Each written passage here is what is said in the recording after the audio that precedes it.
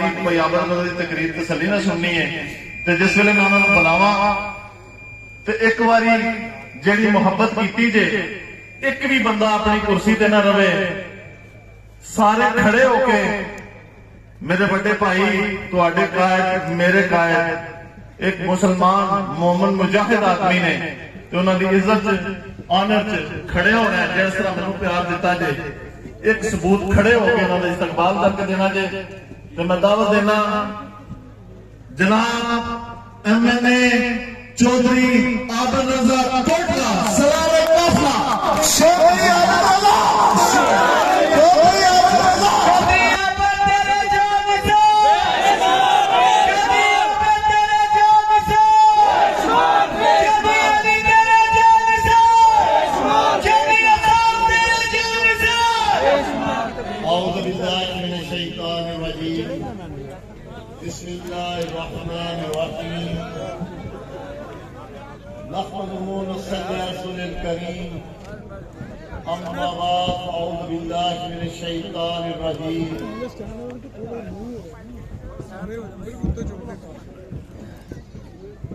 हाज़रीन मजलिस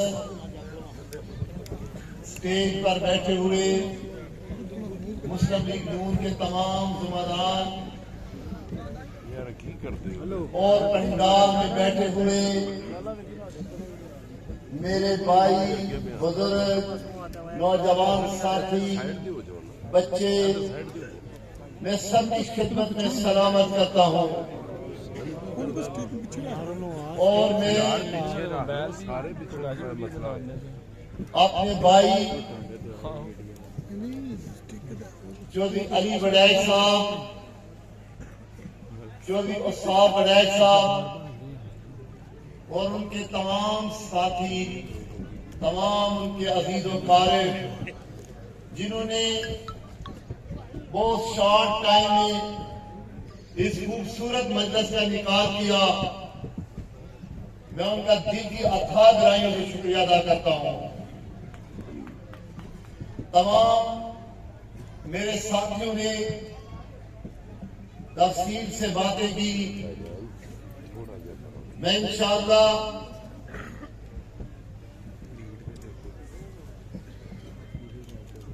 एक ही बात करूंगा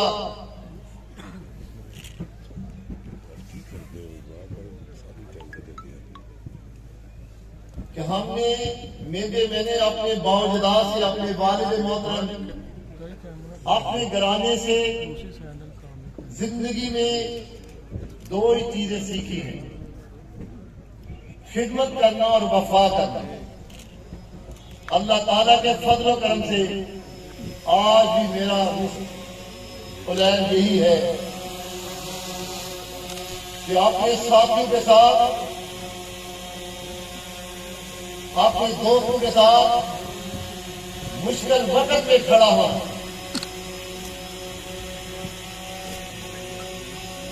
मुझे नहीं पता था कि एक दिन इस घराने के साथ अब सिर्फ अली के साथ नहीं है, मैं समझता हूं कि मेरा रिश्ता अली के बच्चों के साथ है। ये रिश्ता इंशाअल्लाह हमारे बच्चों के दरमियान इंशाअल्लाह नस्ल दर नस्ल में रहेगा। मैं इस अहले इलाका को यहाँ के लोगों को इतना कहूंगा कि कुछ खास लोग कुछ एरियो में पैदा होते हैं, अगर लोग उन्हें संभाले तो वो जिंदगी भर उनकी शान बन जाते हैं। अली ने भी अल्लाह ताला ने आपकी जमीन पे अली जैसा एक खूबसूरत इंसान पैदा किया। आप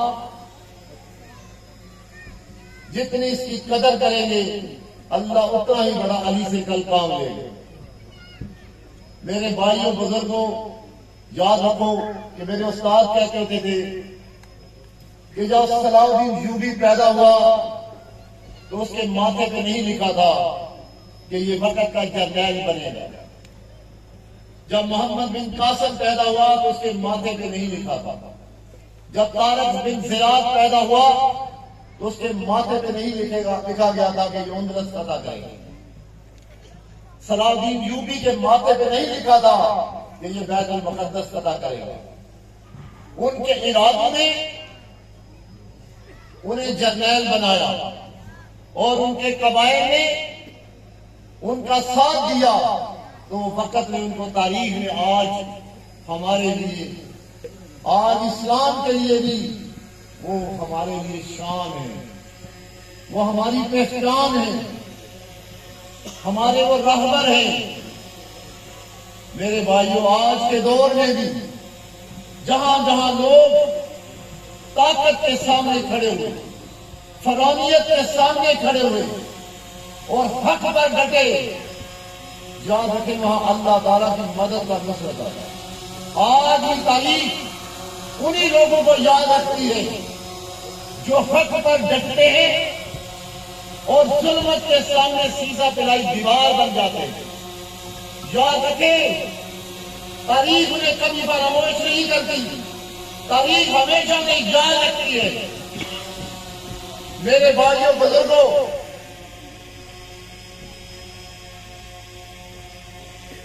हम क्योंकि इस इंतशार का, इनकी फरौनियत का शिकार हुए, हमने कई अपने घराने के कीमती लोगों की जनाजे उठते देखे, हमने तबाही और बर्बादियां देखी। यकीन जानिए, मेरा अल्लाह गवाह है, मेरा कोई इनकी खानदान या जात या बरादरी से नफरत नहीं, मेरी इनके किरदार से नफरत है। आज भी दुनिया का सियासत में कोई हदफ होगा, कोई सियासत में मिनिस्टर बनना चाहता होगा, कोई सीएम बनना चाहता होगा, कोई वजीर आजम बनना चाहता होगा। मेरा अल्लाह गवाह है कि मेरा सिर्फ एक ही हदफ है कि गुजरात को इन बद किरदारों से पाक करना और गुजरात को अमन का दीवाना बनाना। तेरे जानिसार मैं जो इनके भयानक चेहरे को जानता हूं, जो इनकी गंदगी को जानता हूं, शायद हर आदमी उस तरह इनको ना जानता हूं। ये सियासत के नाम पर भी दब्बा है, ये गुजरात के नाम पर भी दब्बा है। पूरी तारीख उठाए, तमाम सियासी घरानों के नजर दौड़ाए, चाहे वो पीटीआई के अंदर है, चाहे वो पीपल पार्टी के अंदर है, चाहे वो मुस्लिम लीग नून के अंदर है, चाहे वो जमात इस्लामी के अंदर है, चाहे वो कल एक नई मजहबी जमात बनी लब्बैक उनके अंदर है। आप सब सियासी घरानों में नजर दौड़ाए, कोई सियासी घराना ना गुजरात के अंदर असला कल्चर को प्रमोट करता है,